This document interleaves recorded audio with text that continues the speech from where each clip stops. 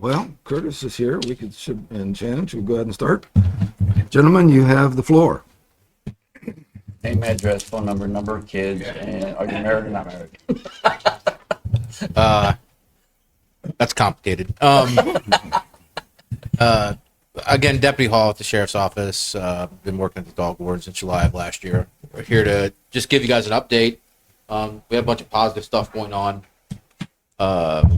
So let me start with the calls. I've had 218 calls for service, a combination of both dog warden and law enforcement. Again, there's a percentage there that you guys have discussed. Most importantly, we've had two convictions on the Savannah dog bite case. The mother and the boyfriend were both convicted and are awaiting sentencing. We have the third going to trial in 2 weeks, I believe. So we've had so far 88,442 dog licenses purchased for a total of $185,061.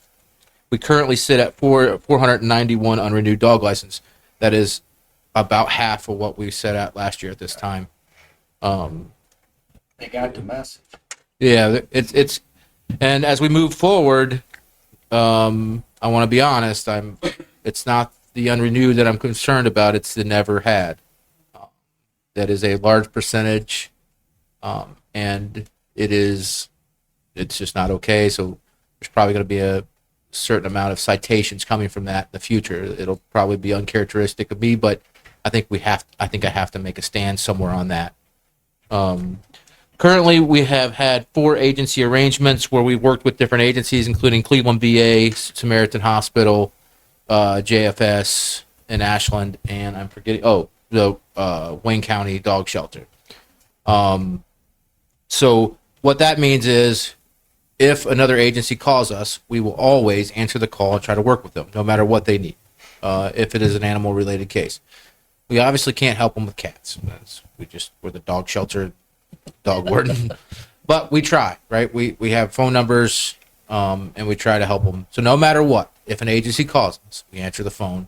And that is a policy of ours, and everybody in the agency, including Arlene, Shannon, myself. Ultimately, I generally work out and then Holmes County Sheriff's Office. I forgot Holmes County Sheriff's Office. So we always try to work something out. That is a huge policy change within the shelter. In the past, there's just been no communication back and forth, and we didn't really have a great relationship with other agencies. That's not how something like us can move forward. We have to be able to have resources that we can use or call upon as well. I have to thank Ashland Muni Court. We've had 3 animal dump cases tried. I believe went to trial. Maybe some were pled out, but people were who dumped dogs in Ashland County. We are now charging them if we find them, and we've used all kinds of ways, tips, video cameras, all kinds of ways to catch people doing this. And we've had 3 convictions on that so far. We had our final one was just recently. We had a dog that was hit on 1103. We were left there overnight hours, hit by a car in the early morning hours. We ended up having to call upon No Paws. They took the dog in, got it some vet care, about $6,000 worth of vet care. And we ultimately were able to find the guy from multiple different avenues, and he was charged, and he is now going to be serving 30 days in jail for that. So Muni Court's done great. I also have to thank Attorney Metcalf from the prosecutor's office. He has done an incredible job with the Savannah dog bite case. Working with him has been nothing but working with a professional, and I think he deserves a pat on the back for that. If someone dumps dogs or a dog, what type of fine are they looking at? It is an M2, misdemeanor to second degree, so fine and jail time. And it does seem like Judge Good is fair, but if you leave a dog out there to die, it is not going to be a good thing. I think the magistrate has had a couple or handled something with it, and I think Judge Good has handled, and I think it's been nothing but professional. and I think the punishments have matched the crime, and I think as the shelter we support that. But it is not a. I wouldn't want to go in front of him as a person who dumped a dog in front of Judge Good, and I'm proud to say that for my county. I'm not even as a cop, just as a citizen of Ashland County. I'm proud to say that if you go in front of him, it's probably not going to be good. I don't know that. I mean, he's obviously a judge, has his own things, but it's from a citizen standpoint, I'm proud of it. I think I wanted to say that as an organization, we are not the same organization that stood in front of you a year ago. In any way, we've changed almost completely at this point, I think, and you'll see as Shannon talks. But I want to thank you guys again for all the things you've done for us and understanding what we're asking for. We're asking for a lot at times, but please understand that this is just a process of change. We have a couple-year plan for that Mr. Biddle is well aware of, but we are pushing hard to get it done. That's all I got, gentlemen. Do you have any questions for me? Thank you, Deputy. Thank you. Good morning. So we've had a lot of discussion. Good. Who are you? Shannon Hamilton, kennel manager at the shelter. Sorry.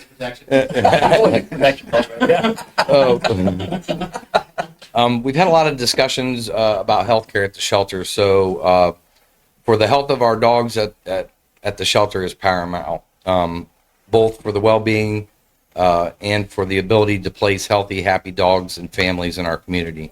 We're facing increasing financial pressure from rising medical costs, particularly for Lyme disease and heartworm.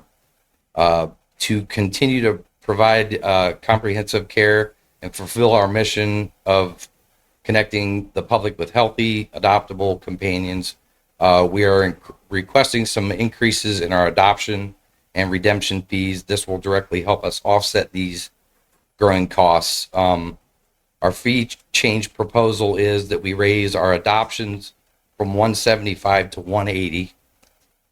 The redemptions for dogs from $30 to $40. And the daily housing fee, we're asking for an increase from $10 to $15. That should help offset the costs for Lyme disease testing and the heartworm testing, which Lyme disease we don't do right now.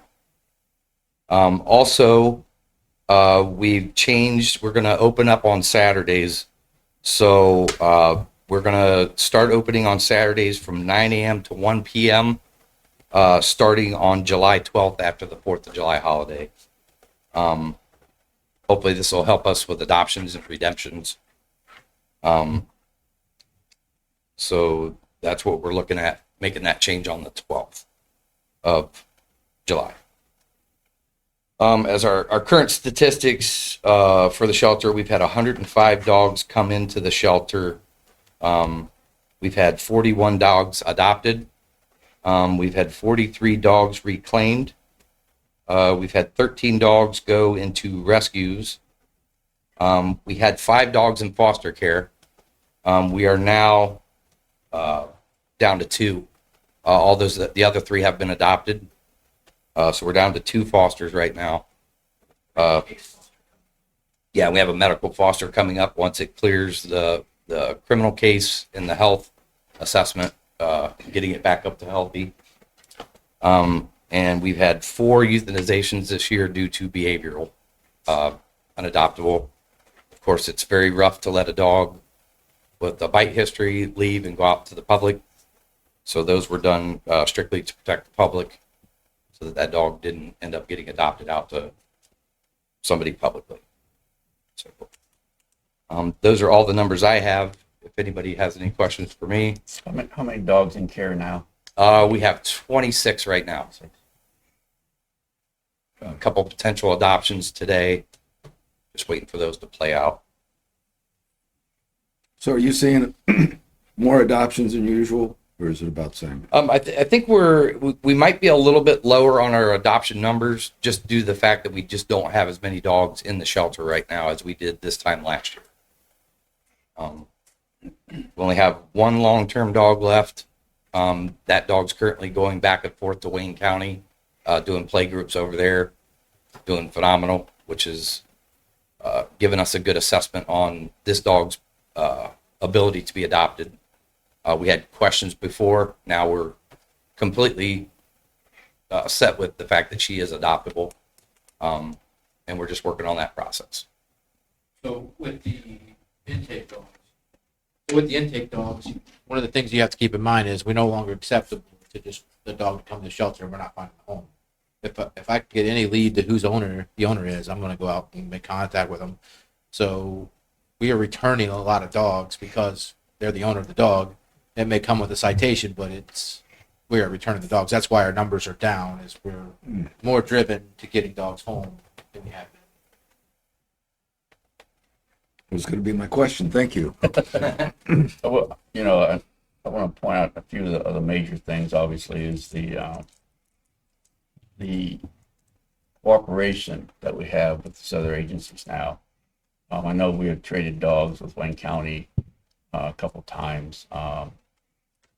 They take a dog, and so the outreach has been a tremendous help. I think that's one of the biggest things I've seen change out there is really the outreach and making sure the dogs have every ability to be rescued. I mean, that's a big uptick on our rescue dogs that we send them to rescues, and I just can't tell you two enough. And we spent many hours. Nobody has any idea. The public has no idea the number of hours that's spent by these two guys to change our system. And they're doing a tremendous job, as you can see just by this report. One thing that we talked about before you guys got here was ticks. And we have found that many dogs, they can get sick and die from ticks. So it's been a real issue this year. And part of the funding we need is because we really do need to test each one of the dogs for ticks and Lyme disease. Because you can't have a dog going out. And the other problem is if we don't catch it early enough, it medically gets way more expensive to try to save the dog. And actually, dogs can pass away from Lyme disease if it's not caught early enough. That's the same thing with humans. They can be great dogs. They can have a long life if it's caught early enough. So being out there and seeing all the medical stuff that's going on that we really didn't do several years ago. It didn't seem to be an issue either that or we just weren't catching it. And we have also, we have got relationships with different vets in the county. So we have several vets now that we work with. If one vet can't get a dog in, we've got building relationships with different veterinarians in the county, which is went really well also. And so then that makes the dogs easily adoptable when you get the medical done quickly. So I just can't tell you enough how proud I am of these two guys and what we have accomplished in the last year and a half, 2 years, or before we were at 2 years ago. Because the counties should be so proud of the organization you're putting together. And I will tell you, we will have other people in the state come and say, "How do you do that? What's your precisions? How are you getting what you're doing?" And that's because you two guys. You two I just can't give you enough kudos of the changes and the heartfelt that you guys put in it. You guys are putting everything you have in it, and it really shows. The community needs to be really proud of the operation of the facility, the handling of the dogs, the handling of criminals. I'm going to call them criminals. Criminals, dumping certain cases, dogs yeah. and Some are just not some are minor treating- misdemeanors. and you guys are aggressively going off after them. And I think, obviously by this board, which made a great decision when we got a relationship with the sheriff, on our dog warden, that's made all the difference in the world.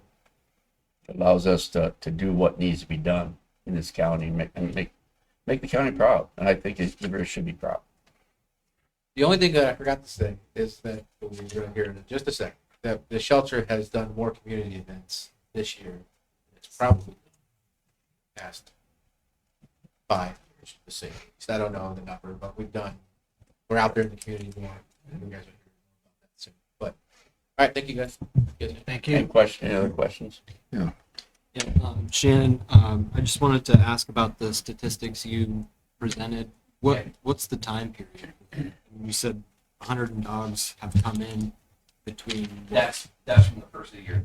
January 1. January 1st to this to date now. Yep. So all of those numbers reflect that time period? I believe so. There might be some gappage just because of a couple dogs that were turned over, but should be pretty accurate. Thanks. That was it for me. Did you want to do a resolution to increase the fees? The only question I really have is on the 175 to 180. That seems to be kind of a percent low as opposed to 30 to 40. If you go like a 5%, obviously that'd be closer to a $10 increase than a $5 increase. What brings you to that number of 180 instead of 185? So him and I, Curtis and I had a discussion, and what we had talked about was we felt like we were trying to keep our adoption fees as low as possible, not to try and increase them, but we wanted to take care of the people that were letting their dogs run at large, running loose all the time. So we wanted that to reflect those areas of dogs running at large. Those are more penalized there than our actual people that were coming in to adopt dogs.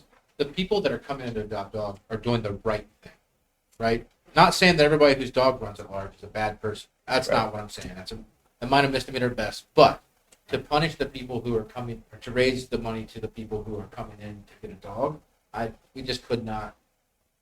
I mean, that's not the people we're trying to do. There is a raise in cost, as we discussed about the adoptions with the vet care and stuff. That's going to happen. We can't stop it. Right. So I think that percentage-wise will cover penny or dollar for dollar that.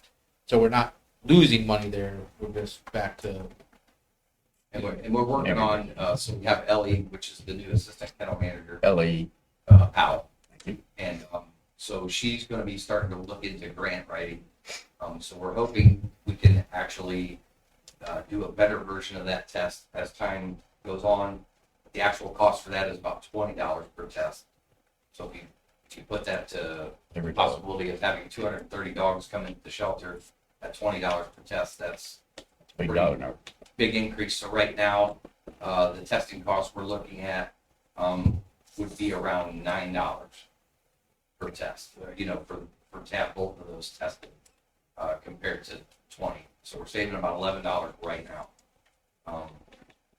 But if we can get some grant writing, some medical help coming in that way, then we probably will increase to the $20 test.